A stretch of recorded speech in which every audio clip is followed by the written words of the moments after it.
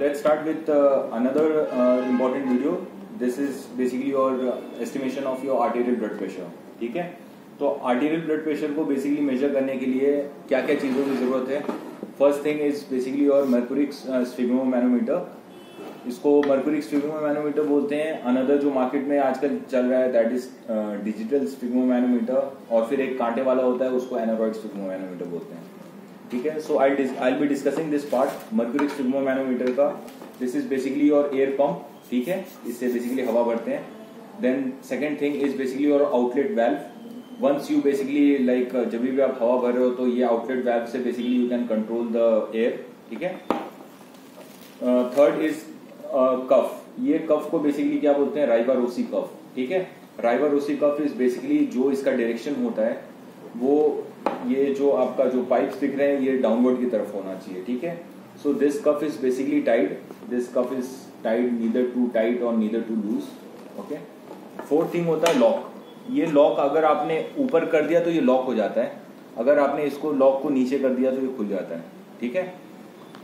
फिर आप इसमें ग्रेजुएटेड रीडिंग्स देख रहे हो, 280 तक है. 0 to 280 तक रीडिंग आपको दिख रही है इसमें जब भी हम इन्फ्लेट करते हैं तो यू कैन सी कि इसमें जो मर्क्यूरी है वो बेसिकली इन्फ्लेट कर रहा है. ठीक है, तो ये मर्क्यूरी बेसिकली हम लोग को रीडिंग देता है. Fine. So these way the parts of sphygmomanometer. अभी स्टेथोस्कोप पे आते हैं. ये हमारा दूसरा अपैरेटस है आज का. In this stethoscope one thing which we require is basically your chest piece. इसको चेस्ट पीस बोलते हैं. ये आगे वाला जो हिस्सा है this is called as the diaphragm. ठीक है. सेकेंड वाला जो हिस्सा है this is called as the bell. Okay. This is basically your conducting tube. Okay. And फिर ये हो गया आपका year piece.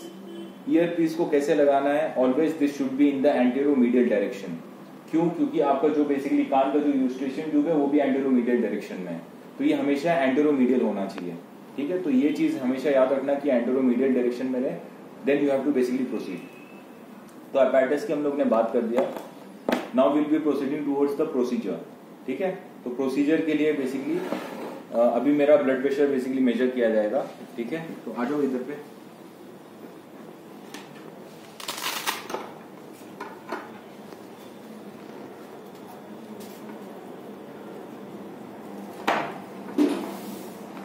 Make sure that there is no air inside. Okay. और एक और जो इम्पोर्टेंट चीज है प्रिकॉशंस में वो ये चीज है कि जो आपका स्फिग्मोमैनोमीटर है that should be at the level of your subject's heart. ठीक है. और ठीक है, now the cuff is tight. ये जो बेसिकली हम राइबारोसी कफ टाई कर रहे हैं this should be around 1 inches above your ये ब्रेकियल आर्टरी. ब्रेकियल आर्टरी को बेसिकली आपको पैल्पेट करके देखना है. तो once you palpate the brachial artery तो उसके बाद what you have to do कि आपको बेसिकली नेक्स्ट स्टेप की तरफ जाना है कि टू कैलकुलेट योर ये. तो इसमें now will start basically inflating the air in this cuff, और हम लोग ये चीज मेजर करेंगे कि इसमें आपका कितना जा रहा है. ठीक है.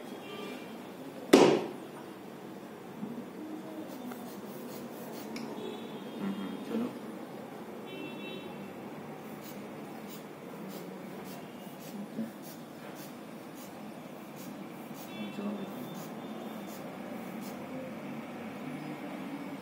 और ऊपर जाओ. ठीक है, तो basically she is calculating by the palpatory method. इसको पैल्पेटरी मेथड बोलते हैं. She is palpating my radial artery और इसके through like okay. Now she will be deflating the air. ठीक है. नहीं, पहले पैल्पेटरी मेथड से एक बार कर दो. ठीक है. तो ये पैल्पेट नहीं ऊपर ऊपर ऊपर लेके जाओ. पैल्पेटरी मेथड से वो सिस्टोलिक दिखते हैं ना. ठीक है. ओके. अब धीरे धीरे डिफ्लेट करना. जो हम लोग डिफ्लेट करते हैं, हाँ, बस एकदम धीरे एकदम धीरे. तो now she'll be tracing the systolic blood pressure. तो जहां पे उनको पल्स फील होना स्टार्ट हो जाएगा वो मेरा सिस्टोलिक ब्लड प्रेशर रहेगा. तो जैसे जैसे आप नीचे कर रहे हो जहां पे आपको पल्स पहला फील होना स्टार्ट हो रहा है 120 पे फील होना स्टार्ट हो रहा है. हाँ, so this is basically the systolic blood pressure. तो इनको बेसिकली ये पैल्पेटरी मेथड से ये कर रहे हैं. तो इनको पल्स मेरा रेडियल पल्स फील होना स्टार्ट हो गया 120 पे. That was systolic blood pressure. इसमें पैल्पेटरी मेथड में डायस्टोलिक ब्लड प्रेशर नहीं मेजर कर सकते हो आप, सिर्फ सिस्टोलिक कर सकते हो. Now she'll be doing the auscultatory method. ठीक है, तो ऑस्कल्टेटरी मेथड से वो स्टेथोस्कोप लेके वो जो बेसिकली डायफ्राम है उसको ये ब्रेकियल आर्टरी में रख के she will listen the sound. ठीक है, तो चलो अब आप पंप करो इसको।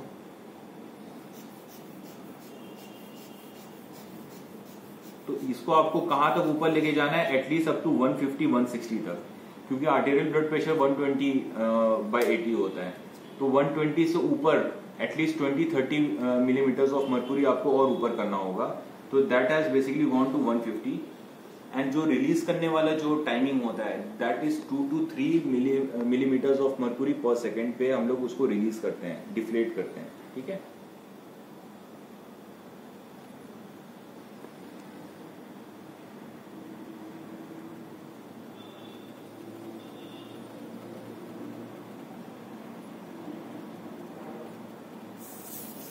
Okay. So during deflation she basically heard the sound, और वो कहां से कहां तक आपको दिखा, 120/80 पे दिखा। तो वो जो साउंड जो सुनाई दिया, ये साउंड का मैं मैकेनिज्म आपको बता देता हूँ। ये क्वेश्चन आंसर सेशन में पूछता है कि वो जो साउंड जो प्रोड्यूस हुआ that was basically your turbulent blood flow. ठीक है, टर्बुलेंट ब्लड फ्लो मतलब कि जब हमने एयर भरा था तो मेरी ब्रेकियल आर्टरीज बेसिकली कंप्रेस्ड हो गई थी, फिर जैसे जैसे रिलीज हुआ तो उसमें से टर्बुलेंट ब्लड फ्लो स्टार्ट हो गया। तो जो प्रेशर से वो स्टार्ट हुआ था, ठीक है, जो प्रेशर पे आया था वो प्रेशर बेसिकली मेजर हुआ 120/80। ठीक है, so that is basically my blood pressure. So the blood pressure का डेफिनेशन ये हो गया कि that is the lateral pressure which is exerted on the vessel wall. ठीक है, ये ब्लड प्रेशर का डेफिनेशन हो गया। जो आपको साउंड सुनाई दिया 120/80 पे, जो पहला साउंड जो आपको सुनाई दिया वो था आपका सिस्टोलिक ब्लड प्रेशर, जो लास्ट साउंड सुनाई दिया था वो था आपका डायस्टोलिक ब्लड प्रेशर। तो ये 120/80 के बीच में आया था। ये जो बीच में आपको साउंड सुनाई दिया था दिस वॉज योर कोरोटकॉफ साउंड। इसका पर्टिकुलर नेम होता है, ये जो टर्बुलेंट ब्लड फ्लो होता है ये एक पर्टिकुलर साउंड प्रोड्यूस करता है, उसका नाम होता है कोरोटकॉफ साउंड। ठीक है, तो कोरोटकॉफ साउंड के टोटल 4 स्टेजेस होते हैं, ये भी आपके क्वेश्चन आंसर बुक में दिया हुआ है। 4 स्टेजेस होते हैं। स्टेज 1 होता है वो आपको शार्प लाउड साउंड देता है। स्टेज 2 जो होता है उसमें आपको मफल्ड साउंड देगा, ये भी लगभग 10 मिलीमीटर्स ऑफ मर्क्यूरी चलता है। स्टेज 1 भी 10 मिलीमीटर्स ऑफ मर्क्यूरी रहता है। स्टेज 3 में थोड़ा जो साउंड रहेगा वो थोड़ा मर्मरिश टाइप होगा, और स्टेज 2 में एक हल्का डिम लाइट साउंड होगा। ठीक है, तो ये 4 टाइप का वो देता है, 4 टाइप के साउंड्स बेसिकली देता है स्टेजेस में। तो ये स्टेजेस भी आप देख लीजिएगा। फिर आपको बेसिकली पूछा जाएगा कि आपको total like systolic blood pressure कितना होता है, डायस्टोलिक ब्लड प्रेशर कितना होता है। तो याद रखो कि इसके रेंजेस होती हैं। लाइक मेरा भी 120 है सिस्टोलिक ब्लड प्रेशर, बहुत लोगों का 110 भी होता है, 100 भी होता है। तो we take a range of 120 to 100 as a systolic blood pressure. Diastolic blood pressure का जो रेंज होता है वो 80 से 60 के बीच में होता है। ठीक है, अच्छा, अब अगर कोई भी चीज अगर सिस्टोलिक में लेस देन 100 है और डायस्टोलिक में लेस देन 60 है, that is considered as hypotension. अगर कोई भी चीज सिस्टोलिक में मोर देन 120 है या मोर देन 80 है तो उसको हम लोग हाइपरटेंशन नहीं बोलेंगे, उसको प्री हाइपरटेंशन बोलेंगे। हाइपरटेंशन का क्राइटेरिया ये होता है कि if the systolic blood pressure is more than 140 और diastolic blood pressure is more than 100, तब हम लोग उसको हाइपरटेंशन क्लासिफाई करते हैं। ठीक है, so there are stage 1 hypertension, stage 2 hypertension. Fine, तो ये सब पूछेगा। तो इसमें एक और एक चीज ये पूछा जाता है कि आपका लाइक ब्लड प्रेशर है, what is basal blood pressure, what is casual blood pressure, third is your mean blood pressure and fourth is your pulse pressure. तो बेसल ब्लड प्रेशर जो होता है वो क्या होता है कि यूजुअली लाइक यू आर आप खाना खाए रात में आराम से रेस्टिंग होके दूसरे दिन सुबह में आपने अपना ब्लड प्रेशर चेक किया तो आपका बेसल ब्लड प्रेशर था 8 आवर्स ऑफ रेस्ट के बाद। कैजुअल ब्लड प्रेशर जैसे कि अभी मैंने बात करते करते कैजुअल मेरा ब्लड प्रेशर हो गया कोई भी टाइम पे। Pulse mean blood pressure is what, this is basically your diastolic blood pressure plus 1/3 of your pulse pressure, मतलब कि सिस्टोलिक माइनस डायस्टोलिक, उसको पल्स प्रेशर बोलते हैं। तो मीन ब्लड प्रेशर जो होता है वो आपका average duration of cardiac cycle को बताता है। एंड एक पल्स प्रेशर होता है, pulse pressure is basically your difference between your systolic and diastolic blood pressure. अब दूसरा एक क्वेश्चन ये भी इसमें पूछा गया है कि systolic and diastolic blood pressure क्या इंडिकेट करता है। तो जो सिस्टोलिक ब्लड प्रेशर होता है वो आपका कार्डियक आउटपुट को इंडिकेट करता है।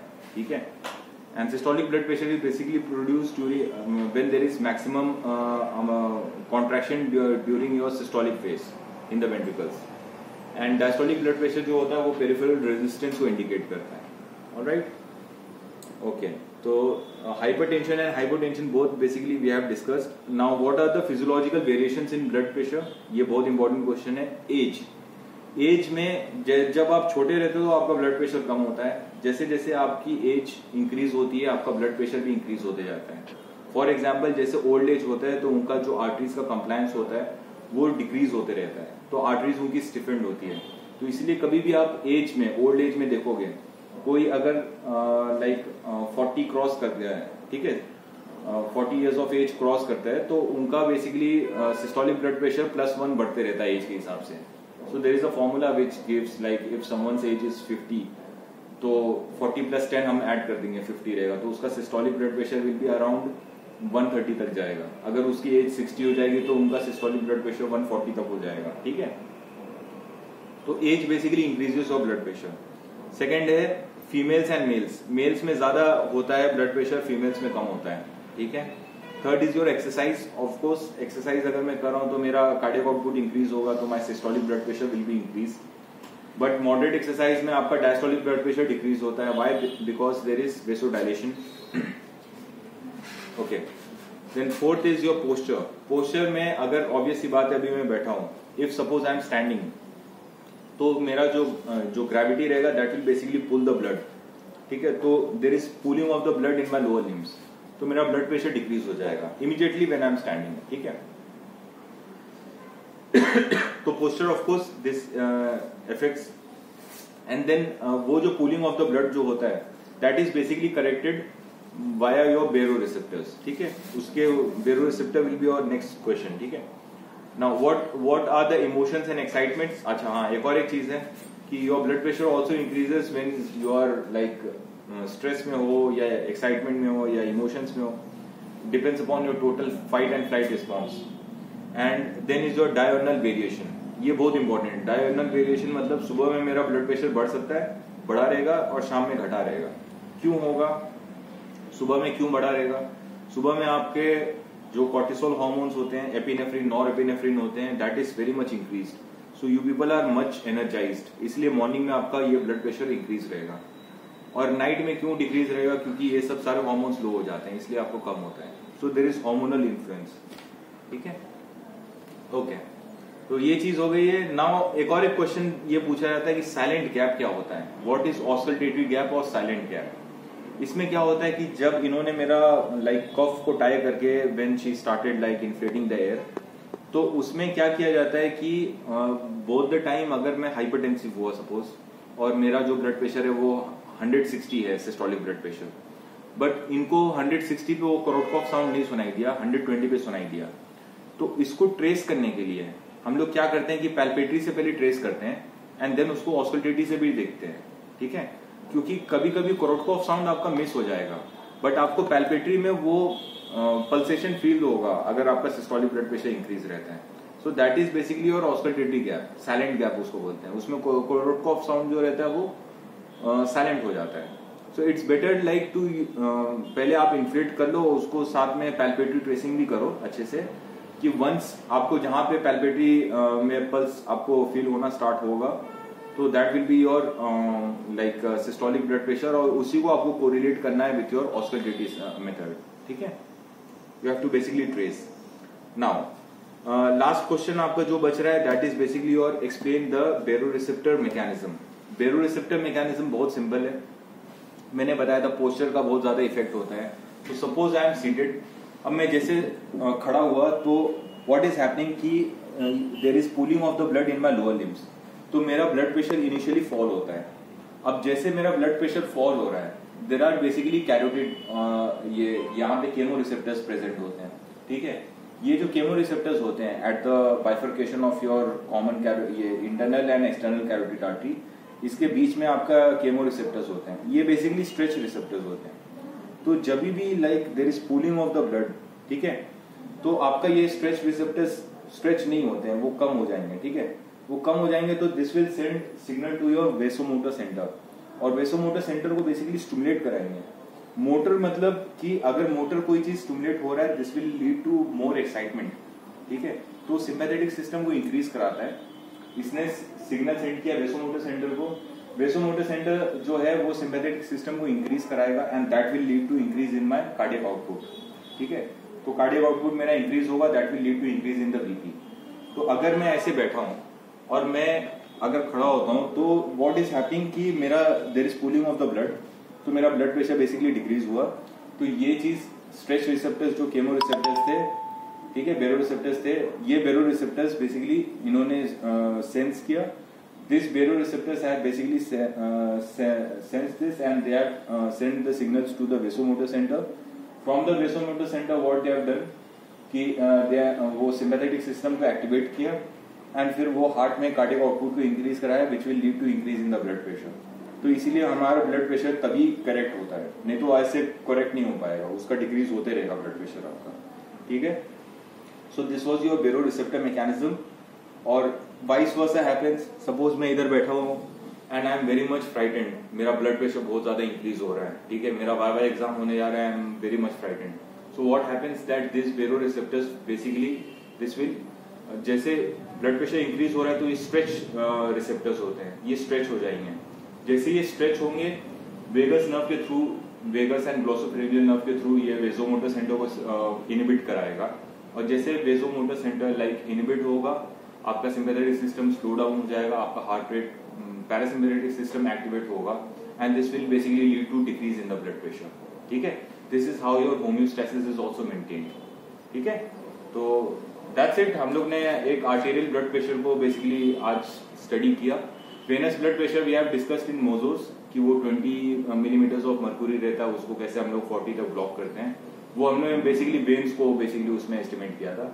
This was our arterial blood pressure. ठीक है, thank you so much guys.